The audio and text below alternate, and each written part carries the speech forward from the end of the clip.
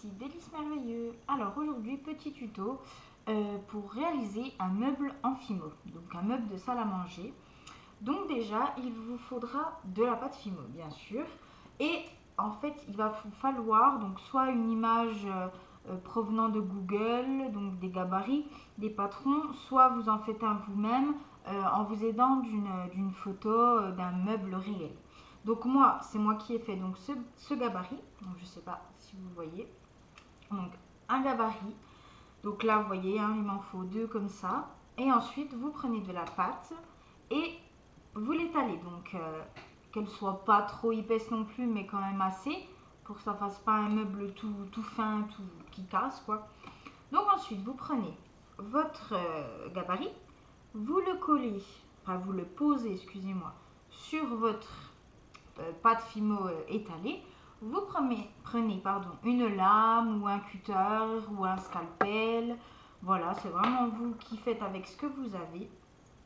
Et vous venez donc découper votre pièce. Donc voilà, vous voyez là, hop. Donc, hop, vous enlevez. Donc vous venez de faire tout autour de votre pièce. Donc hop, on essaye de faire ça correctement. Donc là, vous avez les arrondis. Voilà, on enlève. Hop.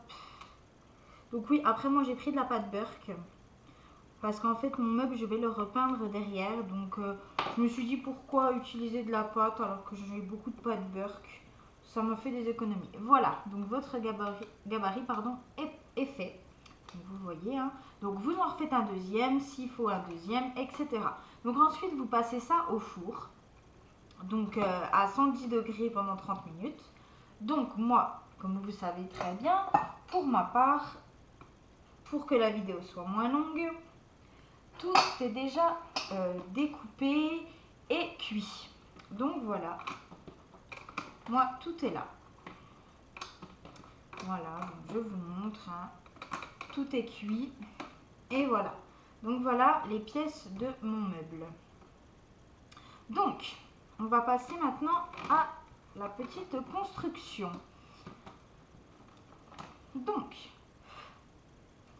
moi après, vous allez voir, c'est un meuble simple, hein, avec des petits placards, des petites étagères.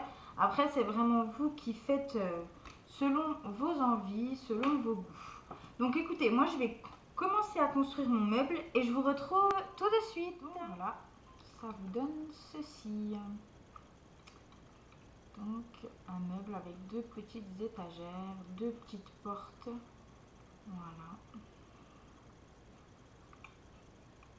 Un petit peu en relief, des petits. Voilà, donc là. Voilà. Si jamais vous voulez faire reproduire ce meuble, à la fin de la vidéo, je vous mettrai tous les gabarits que j'ai fait. Donc je vous ferai sur une feuille blanche et je la prendrai en photo. Enfin, je me débrouillerai et je vous mettrai combien il faut pour combien il en faut pour faire telle chose. Enfin, le nombre qu'il faut à chaque fois. Et je vous la mettrai à la fin de cette vidéo pour ceux que ça intéresse de reproduire ce meuble-ci. Donc voilà. Donc maintenant il ne reste plus qu'à le peindre. Donc moi je vais le peindre couleur donc argent, donc en acrylique. Et je vais repeindre tout ça. Donc vous prenez un gros pinceau, enfin un pinceau assez conséquent quand même, parce qu'il y a quand même du boulot. Et vous repeignez donc tout partout, même le carton. Donc ça c'est du carton recyclé, hein, je précise. Tout est fait en Fimo, mais ça c'est du carton recyclé et j'ai utilisé de la colle forte pour tout coller. Donc voilà, vous faites vraiment tout le tour du meuble. Voilà. Et après, on se retrouve pour la suite. Et voilà votre meuble terminé. Une fois peint, donc comme je vous ai dit, moi je l'ai peint en couleur argentée. Donc j'ai mis deux petites décorations pour faire les deux placards du bas, à savoir que donc ils sont condamnés entre guillemets. Mais dans les autres meubles que je ferai, je vais faire un mécanisme pour pouvoir ouvrir les portes. Voilà, donc vous pouvez voir que tout est peint, l'arrière aussi. Voilà. Tout est vraiment tout peint. Voilà. J'ai mis à peu près 5 couches de peinture pour que vraiment la couleur argentée adhère à la pâte Burke, parce que voilà, c'était de la pâte Burke. Donc du coup, pour vraiment plus qu'on voit les couleurs qui n'avaient rien à voir avec la peinture, j'ai dû en mettre bien 5 pour que ça puisse bien s'imprégner à la pâte, enfin oui, à la pâte polymère. Donc voilà.